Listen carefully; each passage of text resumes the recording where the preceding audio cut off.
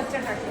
ఈ సడన్గా పడిపోయే దానివల్ల ఏమవుతుందంటే మెదడు ముందు పారిపోతుంది. కొన్ని నిమిషాల్లోనే 3 నిమిషాల్లోనే మెదడుకి రక్త సరఫరా ఆక్సిజన్ అందకపోతే మనకు అది చచ్చిపడిపోతుంది అన్నమాట. మనిషి బ్రతికున్నా కూడా ఉపయోగం లేదు. కాబట్టి మీకు ఇట్లాంటి అత్యవసర సమయంలో దాన్ని గోల్డెన్ టైం అంటాం.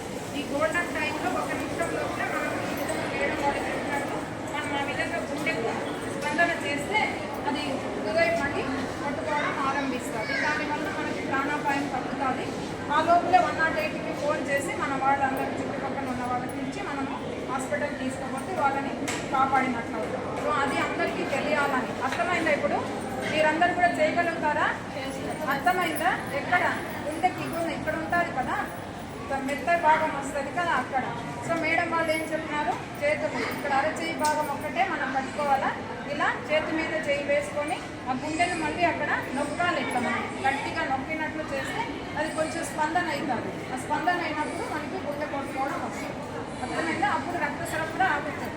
రక్త సరఫరా వెళ్ళిన తర్వాత మెదడుకి చేరుతుంది. అప్పుడు ఆ మనిషి కొంచెం మేల్కొనే అవకాశం ఉంటుంది. ఆ లోపలే మనం 108 ఫోన్ చేస్తే ఆరోగ్యంగా ఉండే అవకాశాలు ఉంటాయి. ప్రాణాపాయము చాలా వరకు మనం తగ్గించినట్లు, మీరే కాపాడినట్లు ఉంటుంది. కాబట్టి ప్రతి ఇంట్లో ప్రతి మహిళ ఈ విషయం తెలుసుకుంటే ఆ కుటుంబం ఆరోగ్యంగా ఉండే అవకాశం ఉంటుంది. కాబట్టి మనము చిట్చాటుగా ఏదో మాట్లాడుతుంటాం ఇంటికి పోయినప్పుడు. మీరు ఇంటి నుంచి వెళ్ళిన తర్వాత మేడం గారు చెప్పిన విషయాల్ని కొంచెం గుర్తుపెట్టుకొని ఈ విషయాల్ని మళ్ళీ మనం అక్కడ పక్క ఇంట్లో వాళ్ళతో చెప్పండి. సడన్గా మనం కూడా పడిపోతాం తెలియకోకుండా. అలాంటి అత్యవసర సమయాల్లోనే మనం ఈ సిపిఆర్ అనేది చేస్తాం.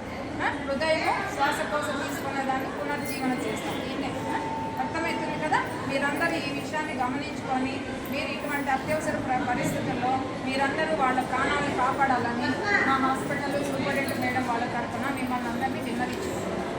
అర్థమవుతుందా? దీంతో పాటు అందరూ ఆరోగ్యంగా ఉండాలి. దీంతో పాటు సూపర్ జిఎస్టీ తెలుసా?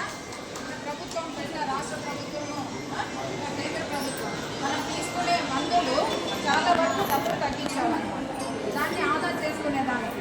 కాబట్టి మీరందరూ కూడా ఆ మందుల ధరలు కనుక్కోండి. ముందు 100 రూపాయలు దానికి 7 రూపాయలు 12 రూపాయలు ధర తగ్గింది. కాబట్టి మీరందరూ ఆలోచన చేసుకొని మనం అందరూ ప్రతి ఇంట్లో బీపీ షుగర్ జబ్బులు ఉండే వాళ్ళే ఉన్నారు.